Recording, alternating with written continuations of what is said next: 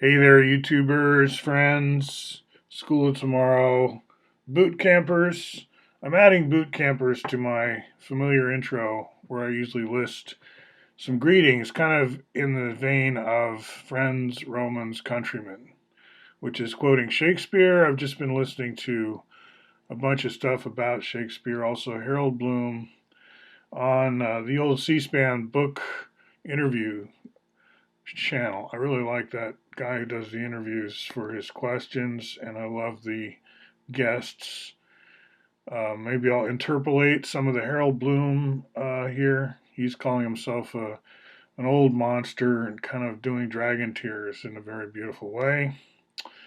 So, where am I in this picture? I'm full plate mode. I've got a boot camp with mostly adult participants and, of course, my private school facing Oregon Curriculum Network, which is also public school facing. It's not like I'm being either orish. Now, I just wanted to start. This is going to be a fairly short video um, with this beautiful animation that Joe Clinton shared. I'm going to have a comment on this pretty soon. It takes a while to think through some of this stuff, but look at how beautiful that is. Isn't that gorgeous?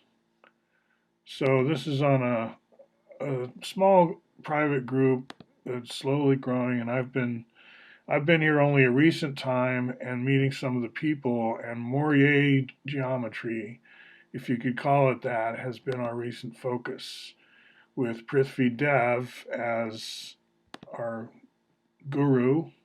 He's actually in India when he delivers this talk and participates, and I'm learning a lot. I'm seeing Mourier pattern as kind of a metaphor for what happens when you sort of tilt your worldview to give more prominence to the tetrahedron and less prominence to the cube. It's not that the cube is in any way disparaged or cut out. It's more that the tetrahedron is given its due. But it's easy to say that. Like, what does that even mean? And people will go into a mode where they think, oh, let's talk about the strength of a tetrahedron, right? And inevitably, if you're a Bucky nut, as I call them, and I'm one of them, you will pull out your jitterbug. And I shared this with the kids lately. It's useful on many levels, right? Just to introduce V plus F equals E plus 2 is what we used it for. But we're also, talking about a whole language that's developing now out of making the shift to where we're giving the tetrahedron its due. And saying that, again, is easier than doing it or showing it. So I'm kind of asking the question of various peers in my blog here, my journal really. I also explain that it's more like a Quaker journal, like the George Fox journal, not to compare myself to George, but to just say, or John Woolman, the format of a blog is Latter day Quakerism's journal.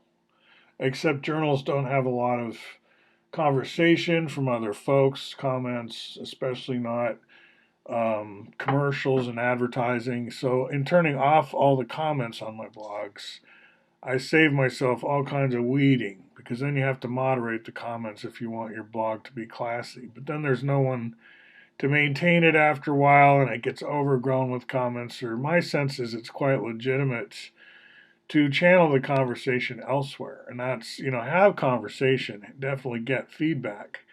But you don't have to do it in the same place, right? You can have the blog be behind glass, read only, no comments off in this corner.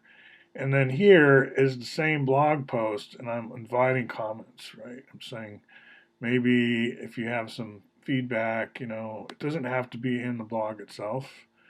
And I've used that technique for a long time now, and I don't think it's a problem, at least for me, that my blogs are not conversational, or my websites really. Call it old school, call it just trying to use the benefit of hypertext. You might say, well, why don't you just write a book? If you're not going to have us post comments, why don't you just write a book? And the whole thing is books are not hypertext. And I think maybe Harold Bloom doesn't fully appreciate what hypertext can do for us as readers, right? It's not just gray goo, it's gossamer webs. You just have to get on the right trains, so to speak. The subways are still there.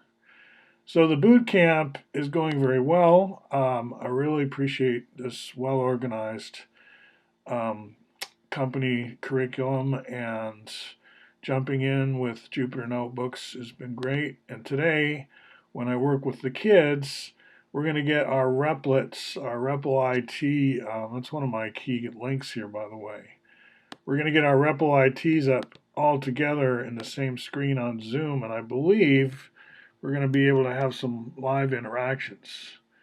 In other words, I'll be able to have 3 or 4 windows open, each with the kid replets. By kid, these are younger, 8th grade kind of, so I call them kids. They probably don't think of themselves as that much of a kid anymore. But you know how the word kid, you can refer to old boys and mean a trucker in Canada or something, right? In their 50s, even 60s. I can be an old boy. Look at this hat, right? I'm confusing, I think, because I don't have the usual kinds of virtue signaling, I guess you're supposed to say. Because I didn't get programmed here. I'm kind of like my OS is not made in the USA.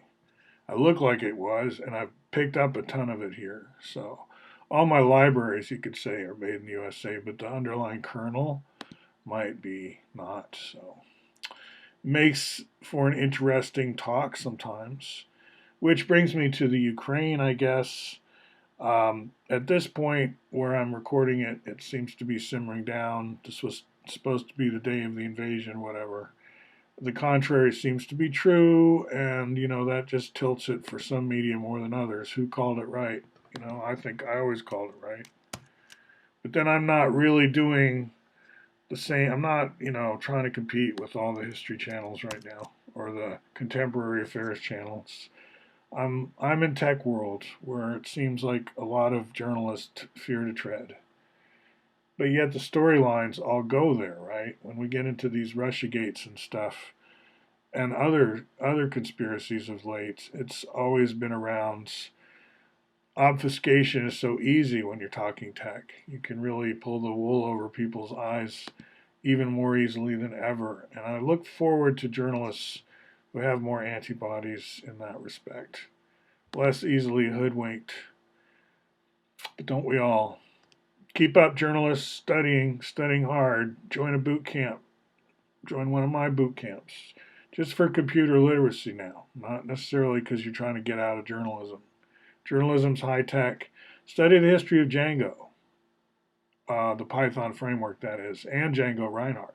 Okay. See where the overlap is there. I'll talk to you soon.